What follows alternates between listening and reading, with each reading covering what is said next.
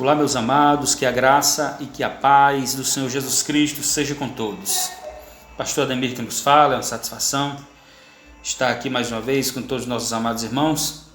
Nesse instante, nós vamos gravar aqui o primeiro vídeo do ano de 2020. Essa palavra para trazer aos corações dos vossos amados irmãos, dos nossos amados irmãos, eu gostaria de referenciá-la aqui à carta de Paulo aos Romanos, capítulo de número 5, versículo 8 em diante, que nos diz assim. Carta do apóstolo São Paulo aos Romanos, capítulo 5, versículo 8 em diante, que diz assim: Mas Deus prova o seu próprio amor para conosco, pelo fato de ter Cristo morrido por nós, sendo nós ainda pecadores. Logo, muito mais agora, sendo justificados pelo seu sangue, seremos por ele salvos da ira. Porque se nós, quando inimigos, fomos reconciliados com Deus mediante a morte do seu Filho, muito mais estando já reconciliados, seremos salvos pela sua vida. E não apenas isto, mas também nos gloriamos em Deus, por nosso Senhor Jesus Cristo, por intermédio de quem recebemos agora a reconciliação. Versículo 18, o apóstolo São Paulo continua dizendo: Portanto, assim como por um só homem entrou o pecado no mundo e pelo pecado a morte, assim também a morte passou a todos os homens, porque todos pecaram. Porque até o regime da lei havia pecado no mundo, mas o pecado não é levado em conta quando não há lei. Entretanto, reinou a morte desde Adão até Moisés, mesmo sob aqueles que não pecaram, à semelhança da transgressão de Adão, o qual prefigurava aquele que havia de vir. Todavia não é assim o dom gratuito como a ofensa. Porque se pela ofensa de um só morreram muitos, muito mais a graça de Deus e o dom pela graça de um só homem, Jesus Cristo, foram abundantes sobre muitos. O dom, entretanto, não é como no caso em que somente um pecou, porque o julgamento derivou de uma só ofensa para a condenação, mas a graça transcorre de muitas ofensas para a justificação. Se pela ofensa de um e por meio de um só reinou a morte, muito mais os que recebem a abundância da graça e do dom da justiça reinarão em vida por meio de um só, a saber, Jesus Cristo. Pois assim, como por uma só ofensa veio o juízo sobre todos os homens para a condenação, assim também por um só ato de justiça veio a graça sobre todos os homens para a justificação que dá a vida.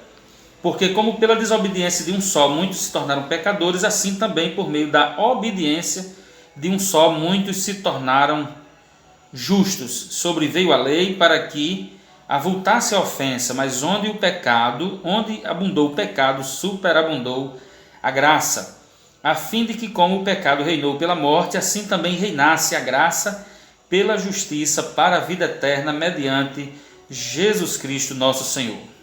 Amados irmãos, Igreja do Senhor Jesus Cristo, a palavra que eu trago nesse momento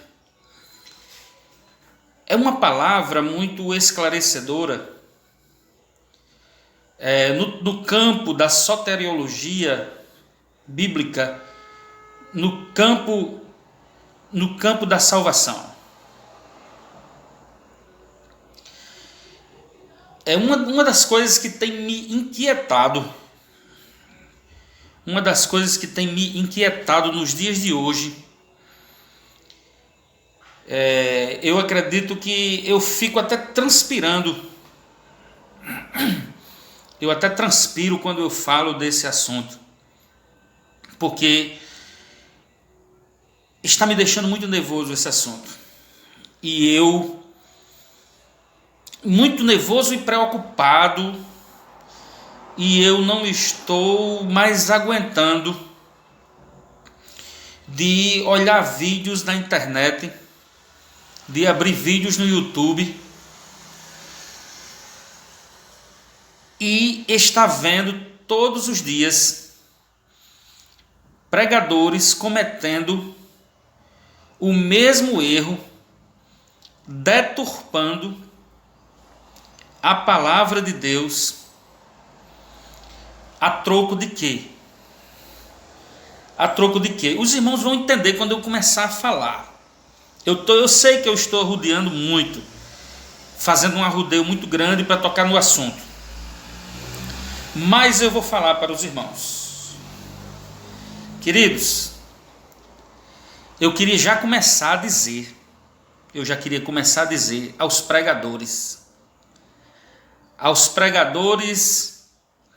aos super pregadores poderosos da internet, do YouTube, no meio pentecostal, sim, no meio pentecostal, para de se achar o bambambam, para de se achar o rei da cocada preta, para de se achar os 2 últimos dedos de uma Coca-Cola, para de se achar que você é a estrela, para de se achar que você é o máximo, para de se achar que você é mais certo e é mais santo do que todo mundo. Eu estou sinceramente consternado com toda essa, eu não vou dizer nenhuma palhaçada, porque eu acredito que em circo nós não vemos, nem no circo, que é uma arte tão milenar, nós vemos algumas palhaçadas que nós temos visto dentro de muitas igrejas e em cima de muitos púlpitos, onde se deveria sair uma palavra genuína, uma palavra pura, autêntica, uma palavra que viesse exortar a igreja, ensinar, gerar frutos dignos de arrependimento. Mas o que nós temos visto é um verdadeiro combate contra os próprios irmãos, alegando que estão pregando contra o pecado. Pregadores que se acham o máximo. Primeiro de tudo. Vocês estão vendo como eu fico nervoso com essa situação? Primeiro de tudo, usar a palavra vocês. O pregador sobe no púlpito e diz: vocês têm que se converter. Vocês têm que fazer isso. Vocês têm que fazer aquilo. Vocês não podem fazer isso. Vocês estão pecando, vocês estão fazendo isso. Queridos, um pregador quando sobe no púlpito, a palavra que ele tem que pregar, em primeiro lugar, é para ele. É para ele. Então a palavra, o pronome tem que estar na terceira pessoa do plural. Nós. Porque parece que os pregadores são verdadeiros deuses. Eles sobem no púlpito e vocês têm que fazer isso. Porque irmão, porque vocês têm que fazer aquilo. Porque irmã, porque você tem que deixar de fazer isso. E ele? E o pregador? Quer dizer que o pregador não precisa fazer mais nada. Aí ataca o irmão A, ataca o irmão B, ataca. E é um autoritarismo, sabe? É um autoritarismo. Olha, não devemos confundir autoridade com autoritarismo. Autoridade para se pregar o evangelho é uma coisa, e autoritarismo é outra coisa totalmente diferente. O Senhor Jesus pregava com autoridade, mas ele não pregava com autoritarismo. Ele não pregava se achando o melhor de todos. Nem Jesus pregava como muitos pregadores fazem hoje. Jesus pregava, a intenção dele era levar a mensagem, era que a mensagem entrasse nos corações, era que a mensagem entrasse nas vidas, produzissem frutos dignos de arrependimento. Irmãos, eu quero dizer aqui nesse momento que a as pregações que nós estamos ouvindo hoje em dia. As pregações que nós estamos ouvindo hoje em dia. Eu confesso aos irmãos, não dá para ouvir não. Não dá para ouvir, eu vou dizer a vocês, porque não dá para ouvir as pregações. Não dá. Eu prefiro colocar num canal educativo, eu prefiro assistir um documentário no YouTube para estudar de cultura antiga, cultura hebraica, cultura judaica, cultura greco-romana, cultura germânica, cultura dos antigos povos, medievais, dos antigos povos, pré-históricos, mas não dá para ouvir. Não dá para ouvir certos tipos de pregações. Eu vou dizer a vocês simplesmente porque não dá para ouvir certos tipos de pregações na internet. Não dá, não tem condições. Não tem condições. Porque as pregações, escuta o que eu vou dizer para vocês. As pregações de hoje, a maioria das pregações de hoje estão carregadas de conceitos moralistas. Estão carregadas de conceitos moralistas. Os pregadores estão trazendo justiça própria para cima dos púlpitos. E aproveitando aqui o gancho, dizer que muitos louvores também não dá para ouvir. Os louvores, a maioria deles, estão carregados de justiça própria. Pode colocar lá na letra do hino. Pode colocar lá. Não é a letra glorificando a Deus. É a letra glorificando o homem. Não é Deus, não é o homem a serviço de Deus. É Deus a serviço do homem. É só o Deus que faz. É só o Deus que obedece ao homem. É o egocentrismo. É o egocentrismo e o antropocentrismo. É o homem no centro. É o homem no centro das atenções. É o homem querendo tomar o lugar de Deus. Os homens não estão mais querendo adorar a Deus. Negócio de ser servo, não. Ser servo, não.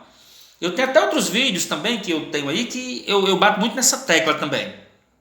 Tá certo? Mas não dá, queridos. E eu vou logo dizendo aqui de cara. A chapa vai esquentar. A chapa vai esquentar agora, Deixa eu dizer uma coisa para vocês aqui, nesse momento. Ó, o cara pode se gloriar, o pastor, seja lá o que for, pode se gloriar. Eu não pulo carnaval, eu não danço, eu não fumo charuto, eu não fumo cigarro, eu não coloco um gole de bebida alcoólica na minha boca, eu não me prostituo, tenho só uma mulher e tal. Pode dizer o que você quiser. Agora eu vou dizer uma coisa para vocês. Vocês que vivem, vocês que entraram para o evangelho, não tinha nada e agora andam, se tornaram milionários às custas do evangelho, e que andam usando a Bíblia, a palavra de Deus para ganhar dinheiro, cobrando para pregar, para cantar, e ganham cachês altos às custas da Bíblia, às custas do evangelho. Eu duvido, vocês ficam dizendo que glorifica a Deus, que adora a Deus, que nasceram para adorar a Deus, não é verdade? Eu duvido vocês cantar aí numa igrejinha aí com 4 pessoas. Eu duvido vocês pregar numa igreja com 4 pessoas. Eu duvido vocês servir a Deus 20 anos sem salário algum. Vocês servir a Deus anos e anos sem ganhar salário algum da igreja. Aí eu diria que vocês eram arrochados mesmo. Aí eu diria que vocês estavam servindo a Deus mesmo, se vocês fizessem isso. Cantores e pregadores estrelas, eu diria que vocês estavam servindo a Deus mesmo, e o Deus da Bíblia, dessa palavra aqui, ó. Se vocês pregassem e cantassem na igreja com 4 pessoas, e vocês não recebessem um salário da igreja, para pregar e para cantar, que o salário da igreja, vocês não dependessem disso para pregar, nem de cantar, nem para cantar, nem para fazer a obra. Agora, na minha concepção, no meu ponto de vista, pregador, cantor, pastor, que prega para cantar, que cobra para cantar, que cobra para pregar, que recebe cachês altos para pregar a mensagem do evangelho, viu? E que enriqueceram e que estão enriquecendo às custas do evangelho, pode não beber, não fumar, não pular carnaval, pode ter só uma mulher, se prostituir, pode dar uma de direitinho, de certinho, pode ir para cima do púlpito, fazer uma pregação moral, cheia de moralidade, cheia de justiça própria, porque eu sou, porque eu faço, porque eu jejuo, porque eu faço isso. Para mim, vocês não têm autoridade para pregar evangelho. Vocês não têm autoridade para pregar evangelho. Vocês não têm, porque vocês não estão enquadrados dentro da palavra. Veja o que é que diz lá na segunda carta de Pedro, que o bispo não deve ser ganancioso, que o pastor não deve ser ganancioso, que não devemos apacentar o rebanho de Deus por torpe ganância, ou tendo domínio sobre eles, como se eles fossem presa nossa. Viu? Então, para mim, vocês não passam de falsos profetas. Para mim, vocês não têm autoridade e dignidade para se pregar o evangelho. E ainda vai para cima dos púlpitos, cheios de justiça própria, carregados de justiça moral. Por certo, vocês nunca leram aqui a Bíblia, o que diz o apóstolo São Paulo aos Romanos. Deixa eu só refrescar a memória de vocês, já que eu acho que vocês não... Se leram, vocês não... Eu acho que não leram. Se leram, talvez vocês não leram, mas leram e não entenderam, ou entenderam e não fazem propositalmente, porque essa é a jogada. Essa é a jogada que eu conheço muito bem, essa jogada aí de vocês. Mas deixa eu dizer uma coisa para vocês, eu vou destruir nesse momento, eu vou destruir com a palavra de Deus que está aqui na minha frente, eu vou destruir todos esses conceitos morais que está sendo pregado em cima de púlpito. Porque vocês estão achando que vocês vão dar uma ajudinha a Deus na salvação. Vocês estão achando que é o que vocês fazem ou deixam de fazer que vai tornar vocês santinhos diante de Deus. E bonitinho, sabe, diante de Deus. Vocês estão achando isso. Deixa eu logo dizer uma coisa para você. Aí você vai dizer assim, não pastor, mas é o seguinte, olha, eu nasci no berço evangélico. Eu nasci no berço evangélico. Tá certo, nasceu no berço da religião. Nasceu no berço da religião. Nasci no berço evangélico, pastor. Olha, nunca fumei, nunca bebi, nunca pulei carnaval, nunca me prostituí, nunca botei um cigarro na boca. Certo? Aí você pode dizer assim, pastor, qual é a diferença entre eu que nasci no berço evangélico, que nunca fiz nada disso, e uma pessoa que fez tudo isso no mundo? Qual é a diferença? Quem é o mais certo diante de Deus? Sabe o que é que eu vou dizer para você nesse momento? Nenhum. Todos os dois estão errados diante de Deus. Mas pastor, que isso? Mas eu nasci no berço evangélico, eu nunca fiz nada disso. Eu não sei o que é botar um gole de álcool na boca. Eu não sei o que é botar um cigarro na boca. Quer dizer que eu sou menos certo. Você é igual ao pecador. É pecador, filho, do mesmo jeito. É pecador. Quem está dizendo isso não é o pastor Ademir, não sou eu, é a palavra.